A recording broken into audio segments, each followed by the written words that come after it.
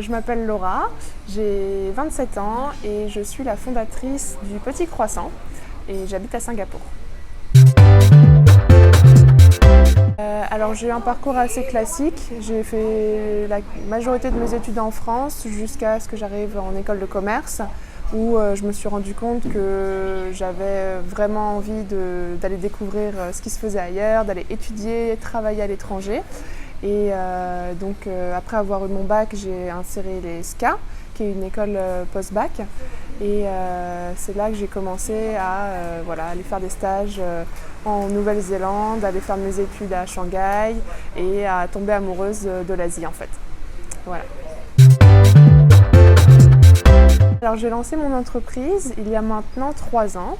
Ça s'appelle Le Petit Croissant et on fait de la livraison de petits déjeuners français, majoritairement en entreprise mais aussi chez les particuliers.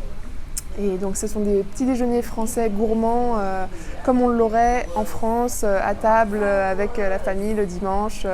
On a toute une gamme de viennoiseries, de fruits frais, de pain, plein de choses gourmandes qu'on apprécie, qui nous rappellent vraiment la France. Et aujourd'hui, on est basé dans 2 pays, donc à Hong Kong où j'ai ouvert il y a 3 ans et à Singapour où j'ai ouvert en mai 2019. Voilà. Et donc c'est une petite équipe qui continue de grandir. On se considère encore comme une start-up, mais on grandit sûrement. Alors j'ai eu une expérience professionnelle dans le monde du food delivery à Hong Kong et j'ai vraiment trouvé ce secteur très porteur et très intéressant parce que c'est vrai que aujourd'hui, tout le monde s'est déjà fait livrer de la nourriture à domicile ou à l'office. Et je trouvais ça super intéressant et j'ai vite compris le marché, j'ai bien compris la demande et je me suis dit que la livraison de petits déjeuners manquait. À l'époque où j'ai lancé, il y a 3 ans, on ne trouvait pas d'offres de petits déjeuners qui livraient à partir de 7h du matin, pile à l'heure, dans un packaging bien adapté aux meetings qui vont avoir lieu dans les grandes entreprises. Et du coup, je me suis dit, si personne ne le fait aujourd'hui, moi je vais me lancer et je vais le faire. Et voilà comment j'ai lancé Le Petit Croissant à Hong Kong il y a 3 ans. Et plus récemment, je me suis dit, ok, il faut que je continue de développer mon entreprise. Et Singapour paraissait une ville vraiment similaire et idéale pour ouvrir une seconde filiale. Et voilà.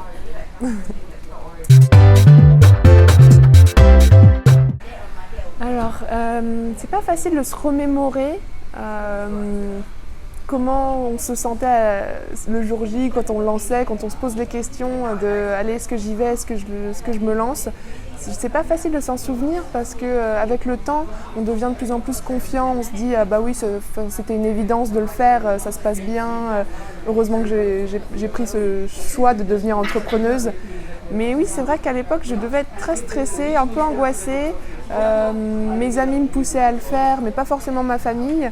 Donc on se pose un peu des questions et en fait, il faut se lancer pour voir si ça fonctionne, quoi. Donc oui, j'étais un peu stressée, mais ça en valait vraiment le coup. Alors pour le moment, on est basé dans 2 pays d'Asie. Je me dis qu'il y a d'autres villes en Asie, Southeast Asia, où il y a du potentiel. Par exemple Kuala Lumpur, peut-être Bangkok. Je vais continuer d'étudier certaines villes qui ne soient pas forcément trop loin de Singapour, que je puisse y aller fréquemment. Mais je me dis aussi que l'Europe ça pourrait aussi fonctionner en fait. C'est un business où les gens, à chaque fois que je leur en parle, ils se disent « Ah mais c'est génial, c'est intéressant, c'est marrant », ça leur parle aux gens, tu vois. Tu as envie de commander des croissants et dès que tu en parles à des Français, ils se disent « Ah mais c'est excellent quoi ».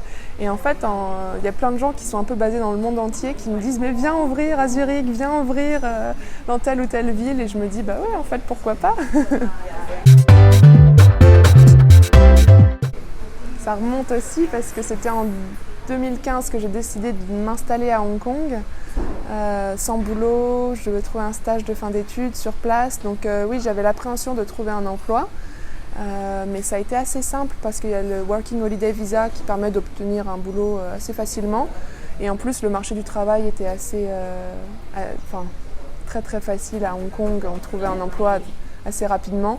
Donc à ce niveau-là, ça a été.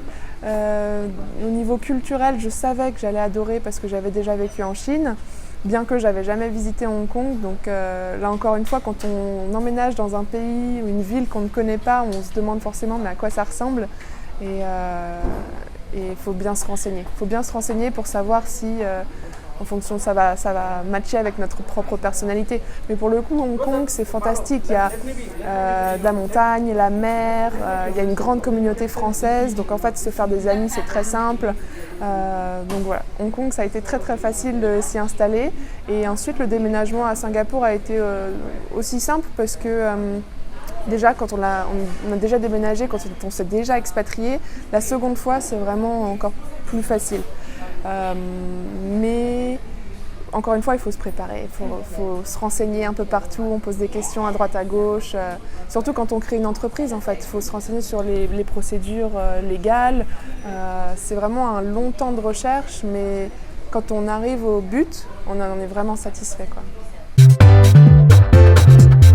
Alors, le petit croissant en seulement 3 mots, start-up, française, à l'heure et gourmande pour un 4e.